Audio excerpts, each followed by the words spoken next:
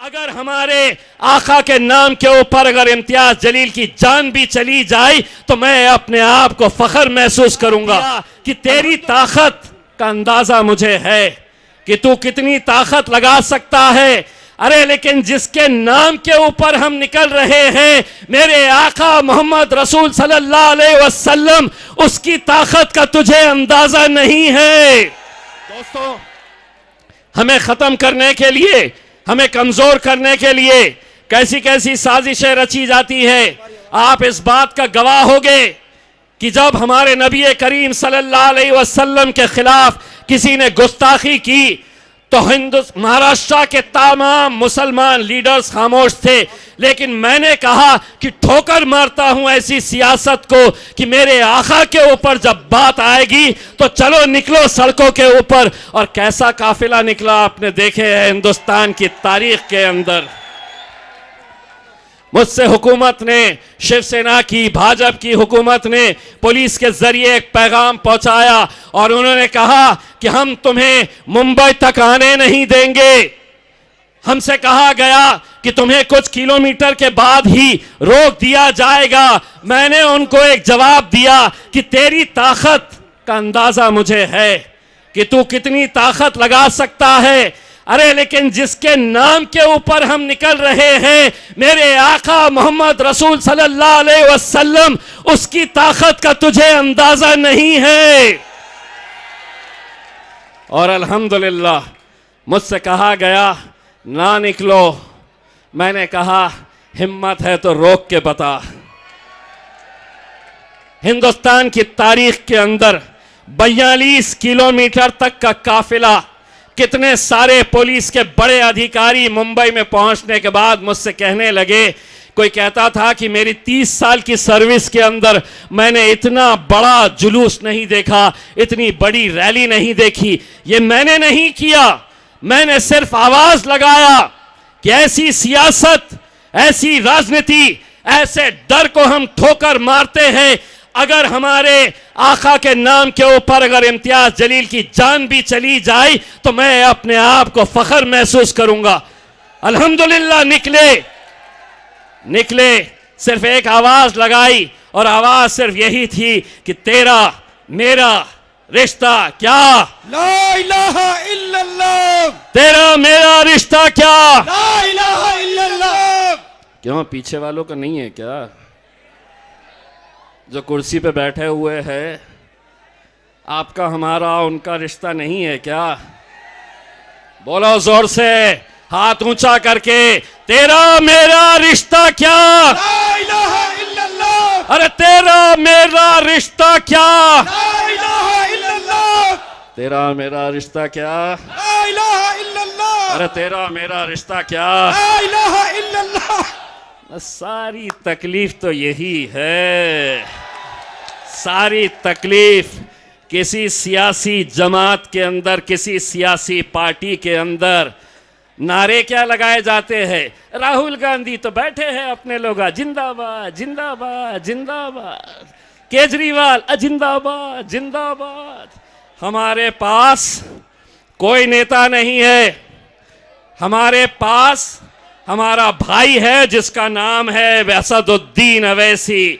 नेता नहीं है, हमारा भाई है। और हम आज अल्हम्दुलिल्लाह इतनी हिम्मत रखते हैं कि दिल्ली की सरजमीन के ऊपर आकर हम ये नारा दे सकते हैं जो कोई और नहीं दे सकता, तेरा मेरा रिश्ता क्या, ला इलाहा इल्लल्लाह, तेरा मेरा रिश्ता क्या। ला इलाहा इल्लल्लाह। बोलेंगे, डट के बोलेंगे। यही एक जमात है जिसने सिखाया है हमें बोलना। और जब से असदुद्दीन अवैसी साहब सियासी मैदान के अंदर, आज कश्मीर से कन्याकुमारी तक जब बोलते हैं तो उन्होंने यही बात सिखाई है कि बोलो, हक की बात बोलो, जो नाइंसाफी हो रही है उनके लिए खड़े रहो, लड़ो, उनके लिए आवाज दो। मैं आप लोगों से, मेरे भाई, मैं हाथ जोड़कर एक भाई एक बेटे की हैसियत से मैं आप लोगों से अपील करने के लिए आया हूं। इस बार हमारा सर शर्मिंदगी से झुकने मत देना। बहुत हिम्मत करके हमने ये फैसले लिए हैं। बहुत इल्ज़ाम हम पे ऊपर लगाए जाएंगे, बहुत बातें हमसे कही जाएगी। ये इलेक्शन मेरे भाई, ये इलेक्शन महर ताहिर हुसैन का नहीं है, शादाब का नहीं है, उनकी बेटी का नहीं है। आप तसव्वुर करिए मेरे भाई, कैसे 5-5 साल बिना किसी जुर्म के साबित हुए जेलों के अंदर बंद है। आज कम से कम अगर ये जीत कर आ जाते हैं तो अगली बार जब ऐसा कोई मामला आएगा तो पुलिस खुद कहेगी, सरकार खुद कहेगी, अमित शाह और नरेंद्र मोदी खुद कहेंगे कि इनको बाहर करो, इनको जेलों में मत डालो। अगर जेल में डाले तो ये एमएलए बनकर बाहर निकलते हैं। समझो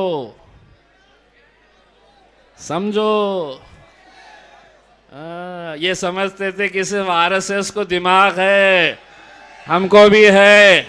अब हमको भी अच्छे तरीके से समझ में आता है कि क्या बोलना, कितना बोलना, कहाँ बोलना। नहीं तो आपको मालूम है ये जितने भी खड़े हैं ना लेके, ये ढूंढते रहते हैं। जब भी हम गए, असद साहब आए, तकरीर 1 घंटे की रहो, ढूंढते हैं कि 30 सेकंड का मसाला कुछ मिलता है क्या, और अगले दिन दनादन बस 30 सेकंड के वही मसाले के ऊपर चलता है। लेकिन मेरे मीडिया वाले भाइयों, मैं भी 24 साल पत्रकारिता कर चुका हूं। अब मुझे मालूम है कहाँ क्या बोलना। आधा हम बोलते, आधा पब्लिक बोलती। अब जैसा जो लोग इस मुल्क के अंदर फिजा खराब कर रहे हैं, अब हम उनके बारे में आधा हम बोलेंगे, आधा ये बोलेंगे। सभी का खून शामिल है यहाँ की मिट्टी में, सभी का खून शामिल है यहाँ की मिट्टी में। ये मुल्क हमारा है। कौन बोला है वो हमारा है? ये मुल्क तुम्हारे, ये मुल्क तुम्हारे, ये मुल्क तुम्हारे बाप का नहीं है। बाप की जागीर नहीं है, बाप की जागीर। अब ये केस मेरे पे बना सकते क्या? नहीं बना सकते। आधा अपुण बोले, आधा ये बोले, तो इनके हाथ में क्या लगा? इसको क्या बोलते? बाबा जी का लो, ना केस ना कुछ। हमको समझ में आ गया। अब हम इशारों में भी बात कर लेते हैं तो लोग समझ जाते हैं। हम अगर खामोश खड़े खड़े ऐसा यूं भी देख लिए तो लोगों को मालूम पड़ जाता है कि अब ये पतंग के ऊपर मोहर लगाना है कर। आपने देखा होगा असद साहब जिस किसी मीडिया की कॉन्फ्रेंस के अंदर गए, उनसे एक ही सवाल किया जा रहा था, एक ही बात उनसे पूछी जा रही थी कि आप दिल्ली के दंगा करने वालों को टिकट कैसा देते हैं। उस वक्त आज हम आपकी तरफ से एक पैगाम पूरे उस मीडिया को भी देना चाहते हैं। अगर ताहिर हुसैन और शिफाउर रहमान आपकी नजर के अंदर अगर दंगाई है तो एक बात सुन लीजिए, जिस पार्लियामेंट के अंदर इम्तियाज जलील को असदुद्दीन अवैसी साहब के बाजू बैठने का शर्फ हासिल हुआ था, उसी पार्लियामेंट के अंदर हमने दहशतगर्दों को भी बैठे हुए देखा है। साध्वी प्रज्ञा सिंह कौन है? अगर वो वहां पर जाकर बैठ सकती है, इतना बड़ा उसके ऊपर आरोप चार्जशीट के अंदर, लेकिन उसके बावजूद भी अगर वो हिंदुस्तान की सबसे अजीम, सबसे बड़ी, जिसे हम टेंपल ऑफ डेमोक्रेसी कहते हैं, अगर उस पार्लियामेंट के अंदर अगर वो बैठ सकती है तो इंशाअल्लाह वो दिन भी आएगा कि जब ताहिर हुसैन दिल्ली के विधानसभा के अंदर जाकर बैठेगा मेरे भाई, अगर आप लोगों का साथ रहा तो। लेकिन नहीं, हम यहां पर इकट्ठा हो गए, भीड़ आएगी, असद साहब को सुनेंगे, तालियां बजाएंगे, अपने घर चले जाएंगे, फिर कोई एक जलसा सजेगा और यही आपको बताया जाएगा कि नहीं, यहां पर अगर वोटों का बंटवारा अगर हो गया तो फलां पार्टी जीत कर आ जाएगी। आपको इस बार यह तय करना है, जलसे कितने भी हो, किसी भी पार्टी के जलसे क्यों ना हो, आपको यह बात तय करनी है कि मैं सुनूंगा सबकी, लेकिन इस बार अपने दिल की मानूंगा। और मेरा दिल कहता है कि इस बार मैं सिर्फ पतंग उड़ाऊंगा इंशाअल्लाह। मैं इस बार ताहिर हुसैन के साथ खड़े रहूंगा।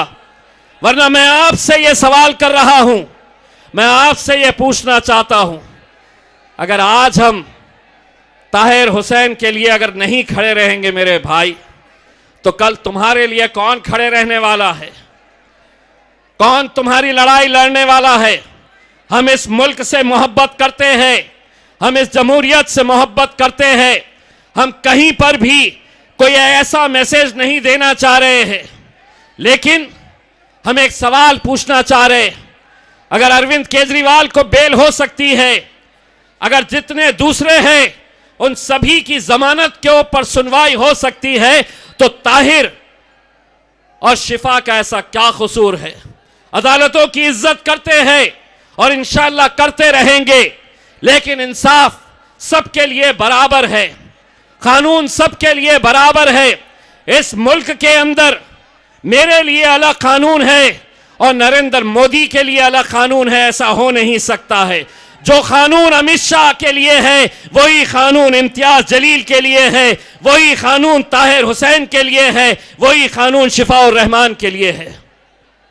लेकिन मेरे भाई, आज कहीं ना कहीं एक ऐसी सोच पनप रही है कि नहीं, अगर मुल्जिम आप लोगों में से है, हम लोगों में से है, आज हिंदुस्तान की जेलों के अंदर चले जाइए, आप देखिए कि वहां पर सबसे ज्यादा तादाद किसकी है। हम कतई किसी गुनहगार का साथ नहीं देंगे, लेकिन महज इल्जाम लगाकर अगर सालों साल किसी इंसान की जिंदगी सलाखों के पीछे अगर आप डाल देंगे, तो मैं सोचता हूं ताहिर हुसैन का नौजवान लड़का अपने बाप को गले लगाने के लिए कैसा तड़प रहा होगा, उसके घर वाले, उनकी बेटी, उनकी बीवी आज किस हालत में होगी, आप सोचिए।